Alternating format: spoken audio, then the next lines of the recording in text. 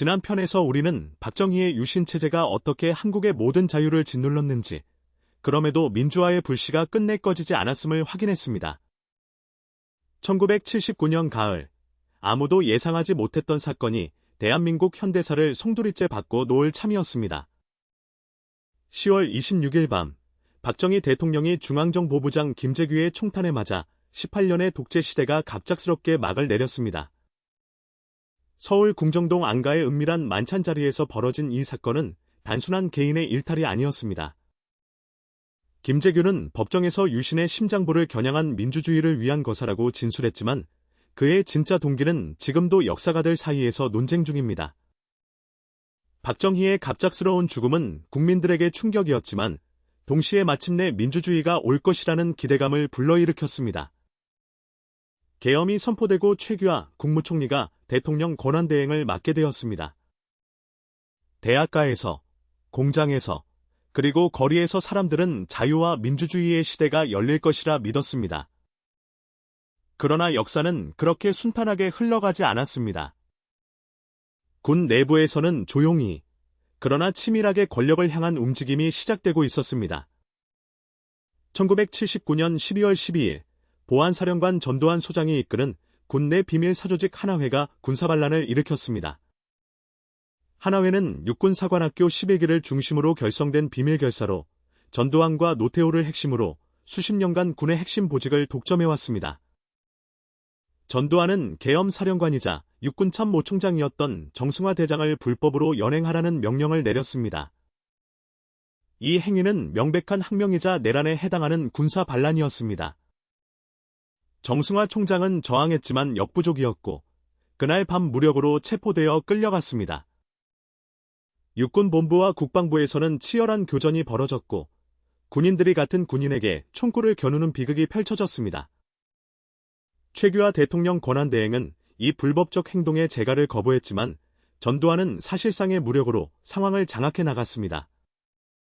12월 13일 새벽이 밝아올 때 수도권의 주요 군 지휘권은 이미 하나회 세력의 손에 넘어가 있었습니다. 전두환은 보안사령관직을 유지하면서 중앙정보부장 서리까지 겸하며 막강한 권력을 손에 쥐었습니다. 12.12 군사반란은 훗날 1997년 대법원에서 내란 수괴 및 내란 목적 살인죄로 확정 판결을 받았습니다. 1980년 봄이 찾아왔습니다. 국민들은 유신체제의 붕괴 이후 진정한 민주주의가 도래하기를 간절히 소망했습니다. 대학가를 중심으로 학생들이 거리로 나섰고 공장에서는 노동자들의 파업이 이어졌습니다. 언론에서는 1968년 체코슬로바키아의 민주화 운동에 빗대어 서울의 봄이라는 표현이 등장했습니다. 5월 14일과 15일, 서울역 광장에는 수만 명의 학생과 시민이 운집하여 계엄 해제와 민주화 이행을 요구했습니다. 이틀간의 대규모 시위 이후 학생 지도부 일부는 국회가 해결책을 마련할 수 있도록 시위를 자제하는 결정을 내렸습니다. 이 결정은 훗날 서울역 회군이라 불리며 그 판단이 옳았는지를 둘러싼 역사적 논쟁의 대상이 되었습니다. 그러나 전두환을 중심으로 한 신군부는 이미 민주화의 흐름을 차단할 계획을 치밀하게 진행하고 있었습니다.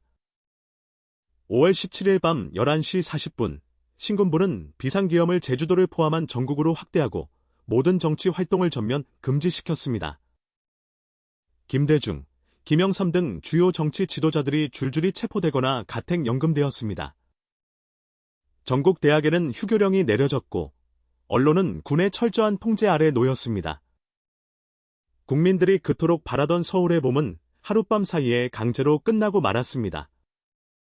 그 다음 날인 5월 18일, 광주에서는 다른 역사가 시작되었습니다.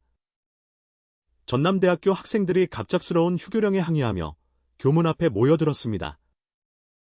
처음에는 수십 명에 불과했던 학생들 앞에 공수부대가 나타나 곤봉을 휘두르기 시작했습니다. 70 수여단 병사들은 시위 참가자뿐만 아니라 길을 지나던 무고한 시민들에게까지 무차별적 폭력을 가했습니다. 폭력의 현장을 목격한 광주 시민들의 분노는 들불처럼 번져나갔습니다. 5월 19일, 시위는 광주 도심 전체로 확산되었고 공수부대와 시민들 사이의 충돌은 더욱 격렬해졌습니다. 공수부대원들은 도망치는 시민들을 골목까지 뒤쫓아 잡아 가격하는 잔인한 폭력을 자행했습니다.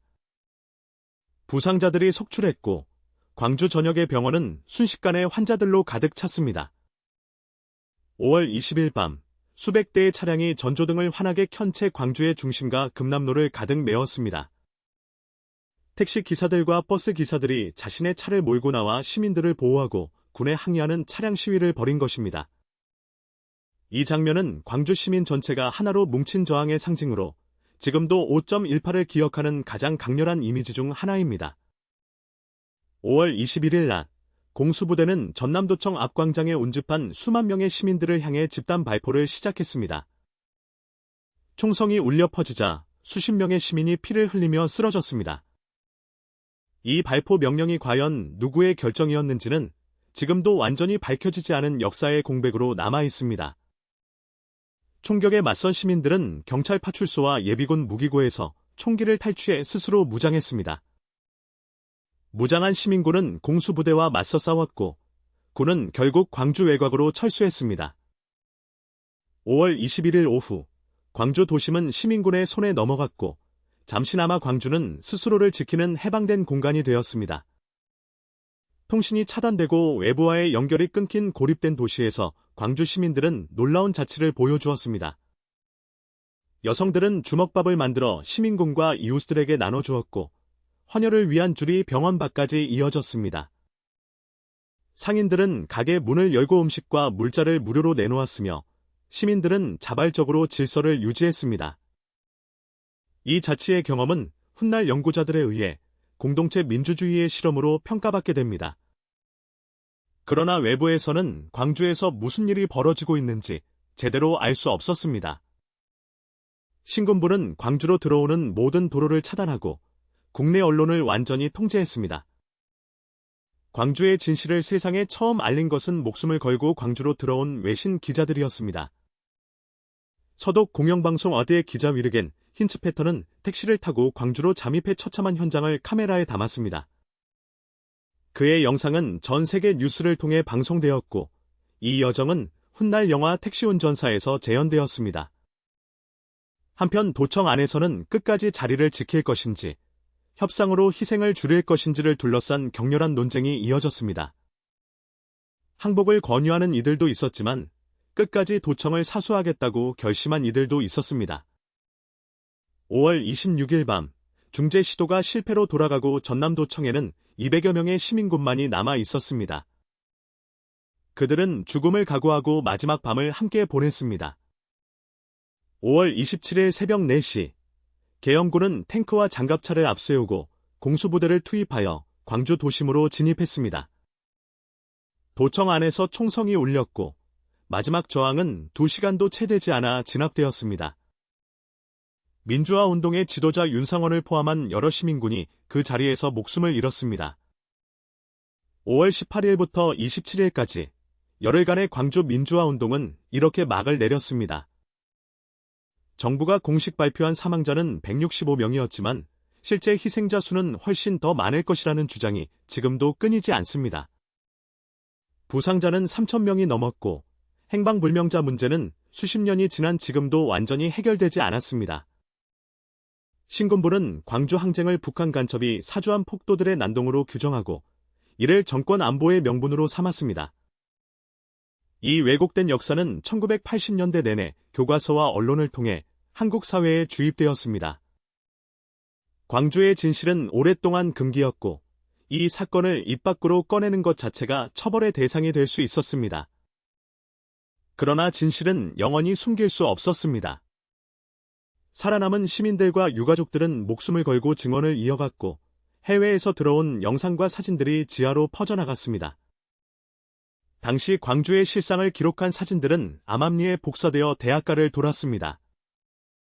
광주의 기억은 1980년대 한국 민주화 운동의 가장 강렬하고 거대한 원동력이 되었습니다.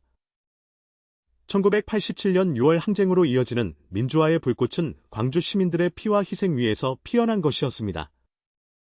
전두환은 1980년 8월 사실상 강압에 의해 사임한 최규하의 뒤를 이어 통일주체국민회의를 통해 대통령에 취임했습니다. 12.12로 시작된 군사 반란은 5.18의 피를 받고 제5공화국이라는 새로운 군사 독재로 완성된 것입니다. 1988년 서울올림픽을 전후하여 민주화와 5.18 진상 규명에 대한 요구가 다시 높아졌습니다.